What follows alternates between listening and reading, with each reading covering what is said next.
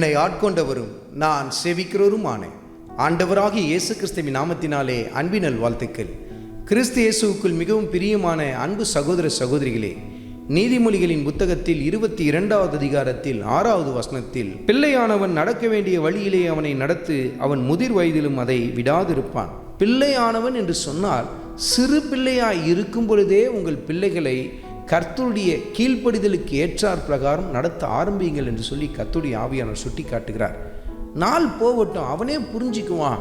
சின்ன பிள்ளை தானே, அந்த பிள்ளை இப்படி பேசுதுன்னு சொல்லி இதை போய் பெருசாக எடுத்துக்கிறீங்களே, அது சின்ன பிள்ளை தானே, அதுக்கு என்ன தெரியும்? அது போக போக எல்லாத்தையும் புரிந்து கொண்டு தன்னை சரிப்படுத்தி கொள்ளும். ஏன் நீங்கள் சின்ன பிள்ளைகள் நீங்கள் இப்படி செஞ்சது இல்லையா என்றெல்லாம் சில பெற்றோர்கள் தங்கள் பிள்ளைகள் செய்கிற தவறான காரியங்களுக்கும் கேடான காரியங்களுக்கும் அவர்களே உறுதுணையாக இருக்கிறதை பல இடங்களில் பார்க்கிறோம் அல்லவா? சிறு வயதிலிருந்தே அவனை நடத்த வேண்டிய வழியிலே நடத்துங்கள் என்று சொல்லி கர்த்தருடைய ஆவியானவர் சுட்டி காட்டுகிறார். ரொம்ப சின்ன பிள்ளையா இருக்கான், போ அவனே புரிஞ்சுக்குவான்.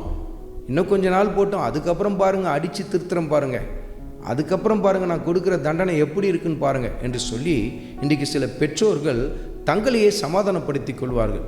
அவர்கள் தங்கள் பிள்ளையை அதிகமாய் நேசிப்பதினால் அப்படி செய்கிறார்கள் என்று சொல்லி அவர்கள் நினைத்து கொண்டிருக்கிறார்கள். ஆனால் அந்த பிள்ளையுடைய வாழ்க்கையை அவர்களே ஒரு சீர்கேடுக்கு நேராக நடத்தி கொண்டிருக்கிறார்கள். உங்கள் பிள்ளைகளை நடத்த வேண்டிய வழியிலே நடத்துங்கள். அப்படி நடத்தும் பொழுது முதிர் வயதானாலும் அதை அவர்கள் விட்டுவிடாதிருப்பார்கள் என்று சொல்லி கர்த்தருடைய ஆவியானவர் சுட்டி காட்டுகிறார். அதிகாலையில் உங்கள் பிள்ளைகளை எழுப்புங்கள்.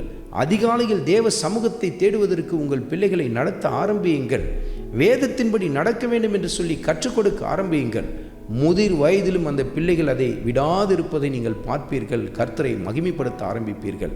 அருமையான பெற்றோர்களே, உங்கள் பிள்ளைகளை கர்த்தருடைய வார்த்தையின்படி நடத்துங்கள் என்று சொல்லி கர்த்தருடைய ஆவியானவர் உங்களோடு கூட இடைபடுகிறார். ஆண்டவராகிய இயேசு கிறிஸ்துவின் கிருபை உங்கள் அனைவரோடும் கூட இருப்பதாக. ஆமென்.